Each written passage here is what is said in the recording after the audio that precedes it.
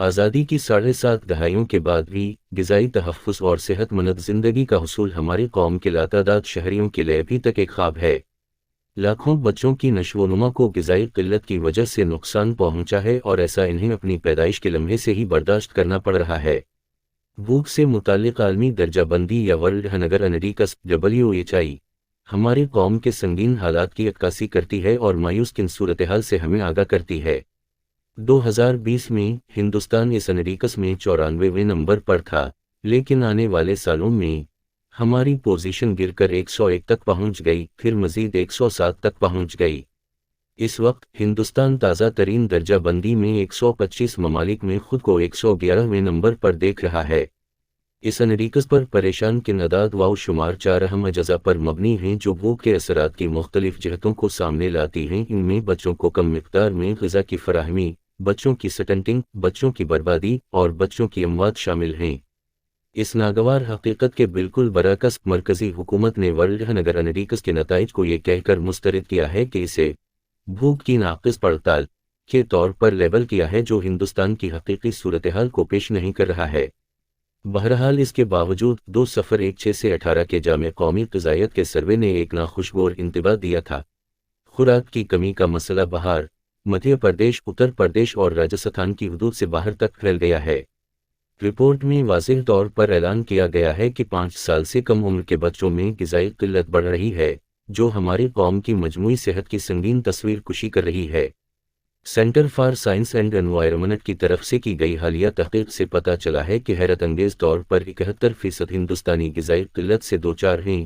یہ ایک ایسی مصیبت ہے جو سالانہ 1.7 ملین افراد کی جان لیتی ہے۔ بھوک کے انڈیکس کو مسترد کرنا ایک فضول مشق ہے۔ جب تجزیات اور مطالعے کی بنیاد پر حتمی طور پر یہ ثابت کیا گیا ہو کہ 5 سال سے کم عمر کے 68% بچوں کی موت کی وجہ غذائی قلت ہے، تو اس میں تردید کی کوئی گنجائش باقی نہیں رہتی۔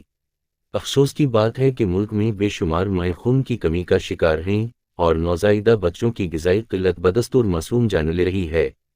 ڈاکٹر ونائے سہسرا بدھے کی صدارت والی پارلیمانی اسٹینڈنگ کمیٹی کی ایک رپورٹ میں خطرناک انکشافات سامنے آئے ہیں، کیونکہ اس نے پوشن ابھیان اور پردھان منتری ماترو وندنا یوجنا جیسی مخصوص اسکیموں کے لیے مختص فنڈز کے غیر مؤثر استعمال پر روشنی ڈالی ہے۔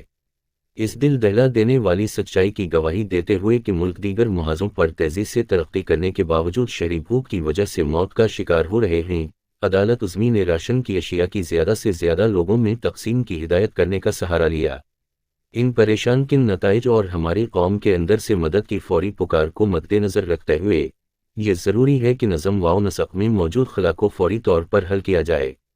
15ویں مالیاتی کمیشن کی رپورٹ اس بات پر زور دیتی ہے کہ بچوں میں غذائیت کی کمی ہماری قوم کی ترقی کی راہ میں ایک بڑی رکاوٹ ہے۔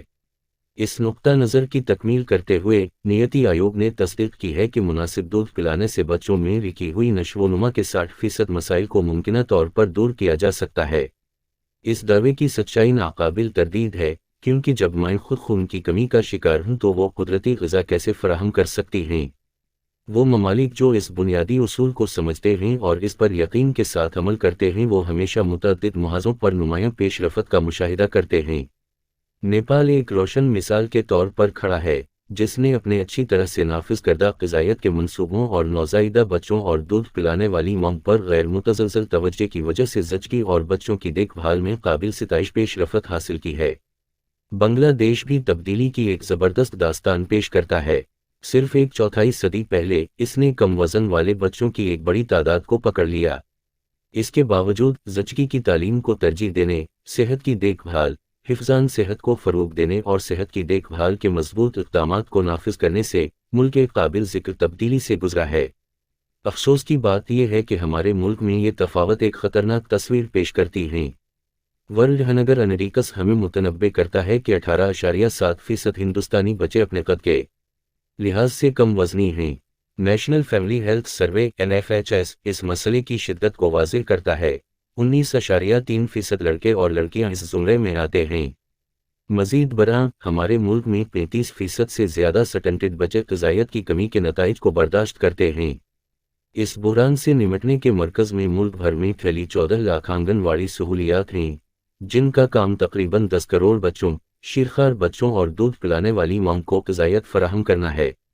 تاہم یہ ادارے عملے کی کمی سے لے کر نگرانی کے چیلنجوں اور تقسیم میں تضادات تک متعدد رکاوٹوں سے دوچار ہیں جو انہیں کم مؤثر بناتے ہیں۔ وزیر اعظم مودی کے الفاظ بالکل سچائی کے ساتھ گونجتے ہیں۔ ایک صحت مند شہری وہ بنیاد ہے جس پر ایک نئے ہندوستان کی عمارت تعمیر کی جا سکتی ہے، تبھی جب غذائیت سے بھرپور کھانا ہر کسی کے لیے قابل رسائی بنایا جائے۔